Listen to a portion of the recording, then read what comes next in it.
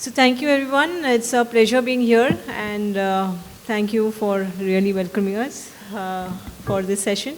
So a warm welcome to all of you all, and it's a pleasure being here, honestly, to be a moderator and kind of ask you all relevant questions with regard to digitization. So firstly, let me put out the question, what is digitization? Digitization typically means technology. Is it a tool? Is it a process? Is it a methodology? It's kind of all combined and all put together. So when we actually talk about digitization, if you look at it, it's basically a tool through which we kind of define methodologies, we define processes, and use it to our benefit, be it personally or be it as a corporate. Today, each and every person, I'm sure, in their personal space is also using digitization in the form of apps, in the form of purchasing your own personal requirements and your own personal needs. So if you really look at digitization, it's a totally unclear path and a non-ending path.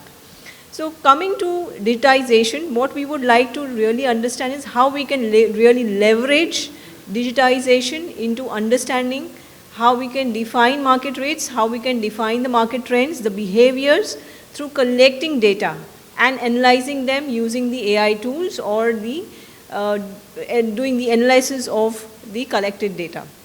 So here I would like to really put forward certain relevant questions. Question first would be in terms of the benefits, how digitization really benefits to enhance procurement and negotiate better market rates. So Sanjeev, what do you think is kind of the primary benefit that you foresee here using technology to enhance procurement and negotiate better rates for your company?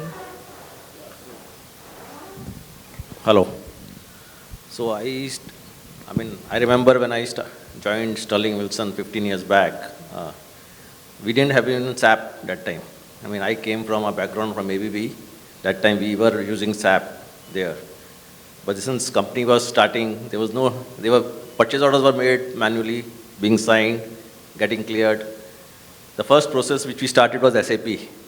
And that was the first take of the technology interface with buyers and all that. And now it's a way of life. So everybody knows how technology or procurement teams have used this SAP to such a large extent that now we are discussing what are the drawbacks of using that, and now we are trying to take. So that is one area where we think SAP has helped us. The second interface is where we can use systems like reverse auctions, where we are able to use to discover pricing. So all this is possible when we are using technology, when we are using partners who can support us to get better visibility from from vendors for the systems. As someone was saying, buyers usually have a bias. If I have been working with some vendors, I am comfortable, the RFQs will go to those suppliers only.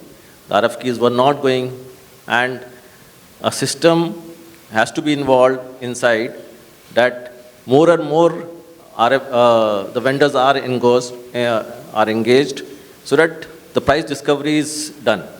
And that is not possible when we are doing on a manual basis. So we have to have systems in place, and technology can support us, and all of us have seen the benefits when we are doing it.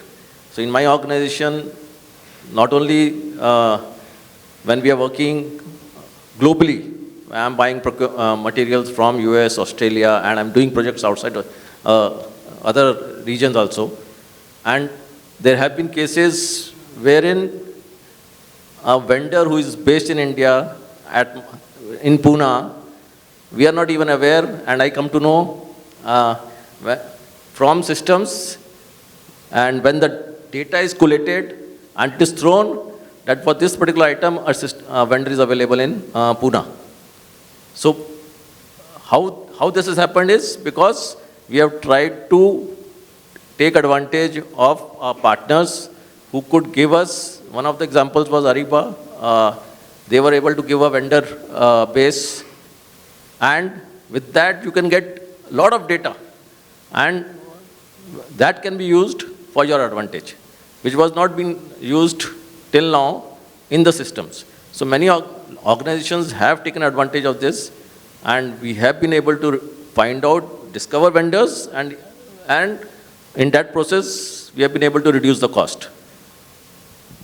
So thank you, Sanjeev, for giving those insights. And truly, yes, there are systems in the market today which really help us enhance efficiencies within the teams as well, and build in those processes to get, or identify better suppliers within the market. So Ashish, coming to you and the same question, coming from a pharma industry, how do you think that, these systems or these, enhancements can really help and, procure the services or the goods or the APIs, excipients that we actually use in the pharma industry? And how can you really utilize it to the best to negotiate and bring in more suppliers into the system? Because ours is a very niche market. Some of them are monopolistic kind of suppliers. You have to really get into the details of the quality, and there are so many norms that are defined. So how do you think that this really helps? Thanks, Rashmi. So firstly, before we come to the topic, I would like to, share a small experience of mine, wherein how technology is, being used on daily basis, especially in the personal capacity. I mean, I was just, my son is going through some exams at the class, so I did ask him, from where you wrote this answer to this question? I said, did you know this answer? Yes. Partially he said yes. Then when I discovered that he kind of Googled that answer, and then just copy pasted. So this is how these kids are using the technology more than what we are using. But see, the thing is, we need to direct the technology usage in the right fashion, which I intend to do at the organization level also. So what we at Pharma, we are little limitedly on the kind of non-commodity products. We have to be very specific, and those once we marry to a supplier, it's a long-term journey. So for us, doing the right step at the first place is very important. So we are using these technologies, especially if everybody in the procurement team using a lot of import-export data. That is the first basic thing we do for discovering a price and a vendor. Now as we are moving towards transformation, as Ruchir also mentioned rightly, we are really in a transformation mode. We are thinking how to optimize our skilled resources within organization in a better way. You might be getting targets also. I'm just taking a little hindsight of it. You might be getting as a head of procurement, okay, you need to optimize your resources. You need to optimize your inventory. So these are problem statements. The solution lies here. If you are optimizing your time and resources well, whatever is a repetitive task, you can outsource or you can do the automation there. Simply example of spend analysis. You might be doing once in a year, twice a year.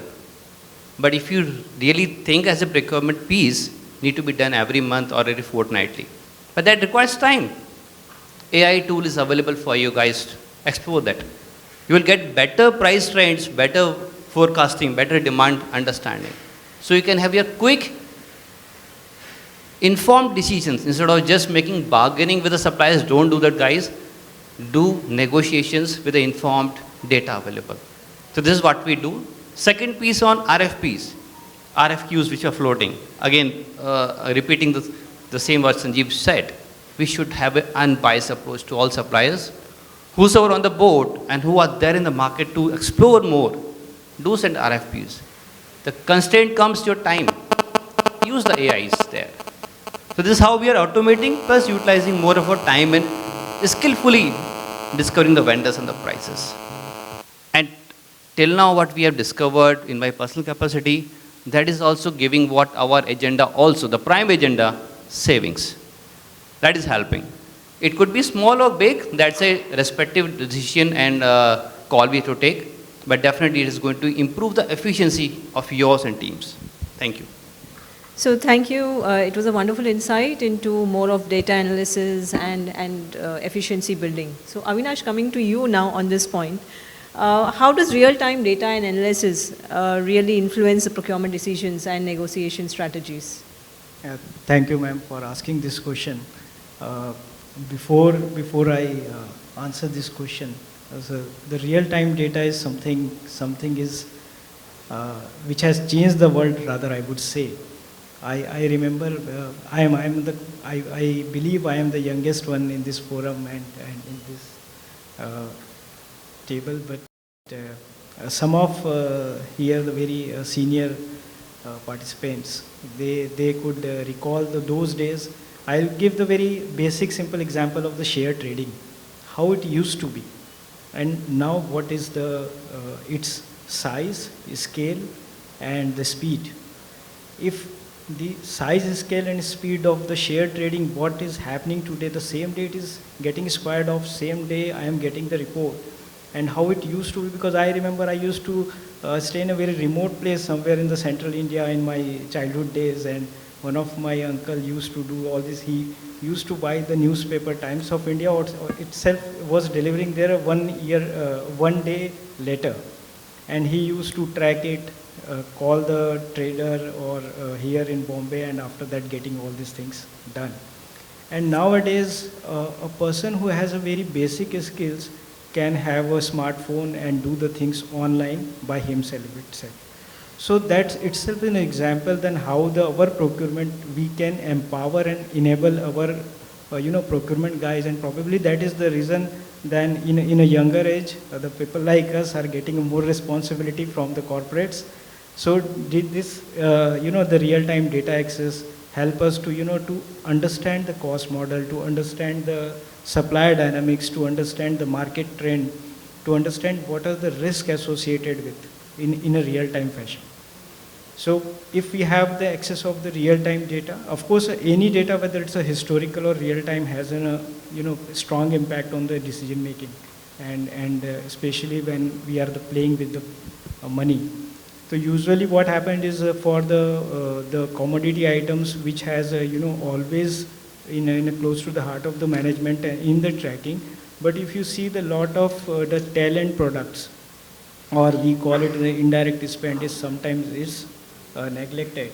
And if we implement all this technology space in there itself, how to track the supplier behavior, whether all the quality standards, all the delivery standards are met. And at the same time, what is the current buzzing word, and which is very much relevant now, that is for the big organization or any listed entity, that business responsibility and sustainability, that we need to assess our suppliers also, whether they are complying, whether they are having an ethical practices or not. So whether their compliance and ethics are being reported properly, and being associated with such supplier in a business transaction, what is the impact of that in a business. So all this real-time information available to the procurement person at any level, that give them a confidence to take a decision. The decision are making on being taken at different level, or it can be delegated properly with the proper checks and balances. Decision making can be fast, and any time saving in a decision making, any faster decision making in today's world. We are all it's a very rapid changing world, I would say. And after the COVID, we have learned a different, living in a different scenario. All the procurement practices, what it was 4 years back, now everybody has very well equipped and adopted the change in process. Earlier, we used to call the suppliers, we used to have an across the table negotiation. Now these days, the things are happening online. So all these changes, how it is happening is only and only because of the real-time data access and the digitization. But at the same time, I believe so, the lot of things and lot of, more improvement, we need more arms in our armors as a procurement guy, so that the things can be, as Ruchir said, we have to make the future better. So that's all my take on the digitization. Absolutely. That was a fantastic example that you gave of the share market. And also coming to our daily purchases, if you really look at the AI behaviors, how they really behave, you just go to Google, you Google on some product, and you all of a sudden when you just change your screens, that product relevant information is actually popping out in terms of buying that product or whatever. So that's the power of AI that we see, which is very, very prevalent in each of our lives. So coming back to Sanjeev, how is digitization impacting the procurement process and its ability to access competitive market prices? How do you think that it really impacts, provides an impact and provides that competitive edge in terms of defining, say, your contracts, or in terms of really having the power to have competitive rates, and how confident are you really using digitization in that space? So I think the biggest advantage, I've touched upon is, I'll again elaborate on that, is I was not very fan of reverse auction as a process when I started, and then this started in our organization. I was vehemently against that, and my team was also against that, because that takes away buyers' independence or their decision making. But then when we started this, now this is 5 years we have always doing this, and we are really seeing the advantage. More and more, the transparency aspect, the price discovery. I may not be able to take a decision finally on the L1 vendor, but to derive upon that L1 vendor or the L1 price we have been able to do it, or the organization has been able to do it because of this tool. And this tool has really helped the organization to at least discover the available prices which can be done. And this has not happened only in the materials. The classic case is logistics. That is an area where tremendous benefits have happened. Otherwise, I have seen, I have been exaggerating, but a reduction of almost 20 to 25% in some cases, which was phenomenal. So this is an area where you really see if a technology is used on a proper manner, we can really discover and get the better market prices.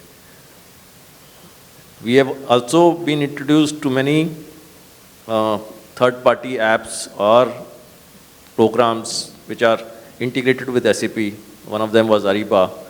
So there are maybe disadvantages with them, but those tools are also available which can not only help you right from pre-bid stage to the end stage where billing can be done, and you can see the entire life cycle of how bills, how RFQs are floated, how the purchase order is being done, and how when the vendor is supplying, the bills are uploaded in the system, the cost is being taken care of, and the payments are being made to the suppliers.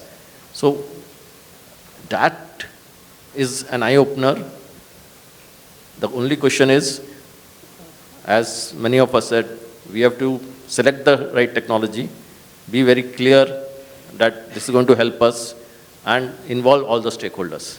If the stakeholders are involved, the benefits are tremendous, and we'll be able to get most competitive pricing with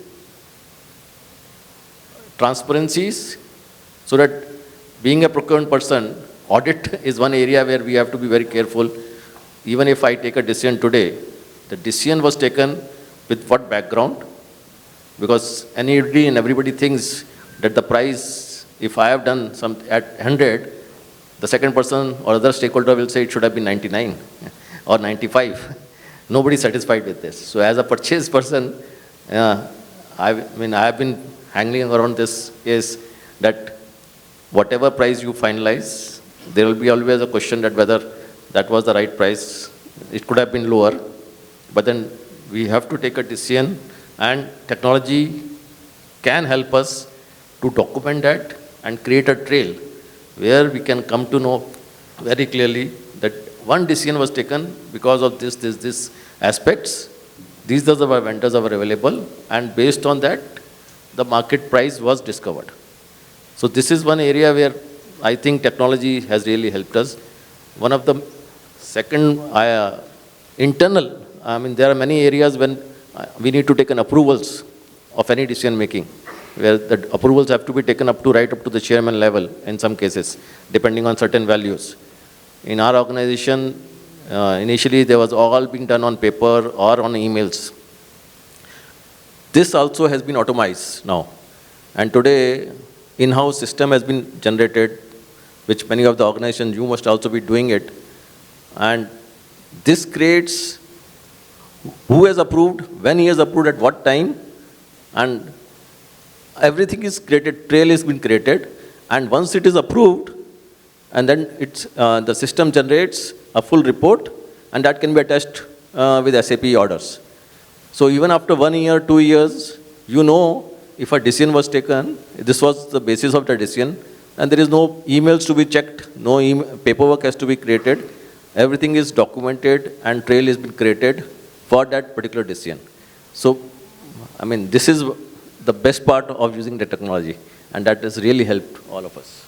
Thanks, Sanjeev, for highlighting the end-to-end procurement process and how it really helps us, in digitization and building in efficiencies. I'm sure that it also helps the supplier to somewhere build in efficiencies within their companies as well. And with us, they also grow eventually. So that's how, digitization has really created the kind of magic. Rashmi, just to add in here, guys in procurement, you might be getting a lot of calls from your suppliers. This X payment is, 200 days or 90 days plus due. That system is going to answer themselves that this is where is lying and when is going to get paid. At least those number of calls should be minimized. Basically building in more transparency in the system. Yeah, agree. So coming back to you, Avinash, in terms of the emerging trends, what do you see in procurement technology and how they help and shape the future of procurement practices? So in procurement technology, as a very the common things or the common platform everybody uses is an SAP and Ariba, but still for certain category procurement wherein which are very different in terms of industry or particular to the industry or having long-term engagement kind of sourcing, or they have a very niche market, niche player. You can say the very not a non-standard kind of category. For those category procurement, still the right solutions we are looking at. Apart from that, the supplier evaluation, still it is many a times it is whether it's a Delphi analysis or subjective analysis. The supplier evaluation is more and more to get the objectively supplier evaluation is one of the thing wherein that we are looking at from the technology point of view, where technology can support so that the unbiased and the right decision can be taken. Thirdly is as he told the payment parts and all. So nowadays in my organization particularly, we have the app-based and the web-based platform being made, wherein all the transactions with respect to their bills, with respect to their gate entries, with respect to their quality acceptance are very well visible to all the suppliers. They can see, and that gave a lot of relief to the buyers who are working in the frontline buyers, especially those who are used to get a lot of calls day and night. So the way these technologies are evolving, and many of our technologies we are doing the in-house development as well. So this is all about. So basically it's more of building in efficiencies, more of building in such practices which are more partner driven, which are more stakeholder driven, which are more sustainable, and from a futuristic perspective how we can really enhance more and more, build more and more yes, of and them. and the way the size of organization is building up, business transactions, number of business transactions are also going. Correct. To have a more dynamic decision making, that has to be online, that has to be with the guiding principles, that has to be within the boundary line. So it need not to be that much manual monitoring is required. Correct.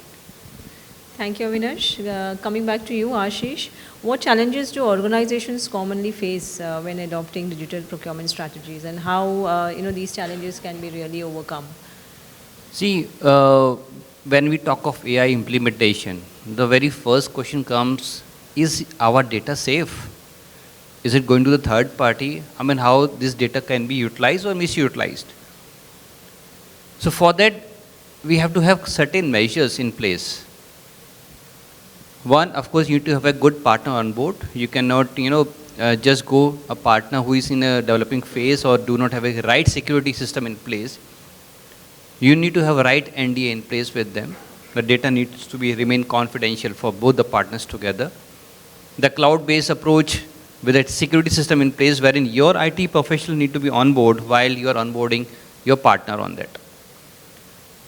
And the third and more effective way, which I perceive till now in my whole journey of procurement, is your personal interaction with your partner. Your regular interaction, your regular monitoring per se, what you so-called audit, you can do frequent audits of those, how the data is being kept, how the data is being utilized per se. So those all measures are going to help us. So important, the first piece is your right selection of the partner, and with the problem what you have, how to tackle that minimally. Please. Thank you. I think that was a good insight, because many times, there are instances where we forget this aspect of cloud, where data is stored on cloud, and also from the perspective of signing an NDA with the partner. So there are also various other aspects from the legal perspective in terms of data privacy, in terms of other legal aspects as well. So it's very key to have all these aspects really covered in the agreements. That was a good point. So Sanjeev, what are your thoughts on the challenges? If you could throw some insights on. So I have been part of creating this big mess within the organization. Ariba is one of the big software available in the market. But we have to be very careful while selecting any partner, whether that partner is suitable for your ecosystem.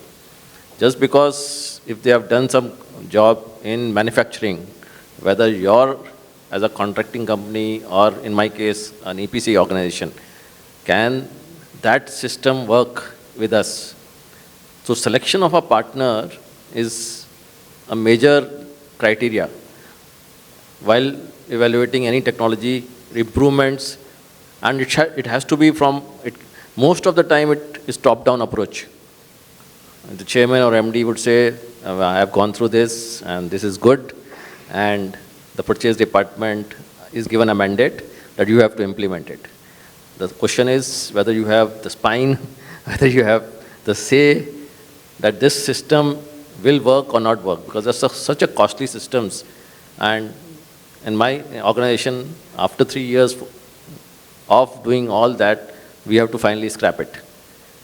The question is, this could have been avoided.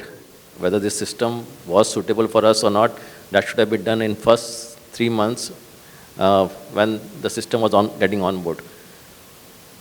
The solution is, after going through all this, now we have developed an in-house system which is working fine. Why this system is working fine? Because it has been developed from down. The buyers were involved. They knew the pitfalls what we have gone through with Ariba and other softwares, which was not meeting our way of working. The question is, the system should work. It should improve. Our efficiency should improve, but it should not happen that we are making some reports or we are putting up data so that the system works. System should be able to help the organization. So these are some of the areas where I have seen that people go gaga, and then just because they wanted to implement like ESGs or some technology issues that we have to implement just to show it to the outer world that we have some systems, and that doesn't work. So the best way is to understand your ecosystem and then develop or select a partner who can give you a solution to your particular issues. So I think that is one area where we have to be very, very careful. Rashmi, I would like to add what Sanjeev told is, so first thing we need to understand is that technology is must for future. Second thing is, one size fit for all policy is not going to help. Many a time the mistake, this is the very, very larger mistake being done by the corporate, because whether it's a way of decision making of the organization is top down or whatever. So many a times, okay, we have so and so software and we are complied to, go ahead, and many times forcefully or by choice. But we are asking our suppliers to also to onboard many a times. But we need to understand, the first thing is to understanding the problem is the first step to solve the problem. So as a procurement person, we need to define what exactly we want. Then we need to present a case, we need to choose a right partner, we need to choose a right technology, and that is how we need to go ahead. So that is just to add on what Sanjeev told. Thank you. Absolutely, totally agree. In fact, being in the global transformation space and procurement excellence for Dr. Reddy's, I am facing this myself. But yeah, there are various processes through which we can really work and enhance the systems and the tools for sure. So it was a pleasure, and thank you, Ashish, thank you, Sanjeev and Avinash. Any questions, maybe more than... We don't have actually time, so we can continue the questions in the lunch session. Thank you so much, and I would request Mr. Ruchir Srivastava, Director Procurement Key Commodities and Services at Vedanta Limited, to join us on the stage and felicitate the moderator, Ms. Rashmi Suvarna.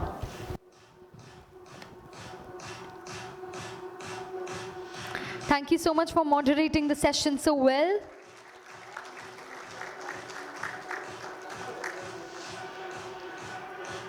And I would request you to felicitate Mr. Avinash Nigam with us.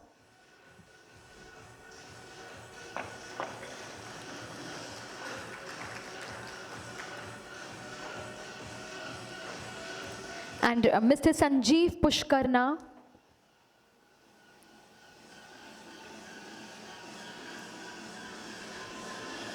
Thank you so much, sir, for joining the panel for Fireside Chat.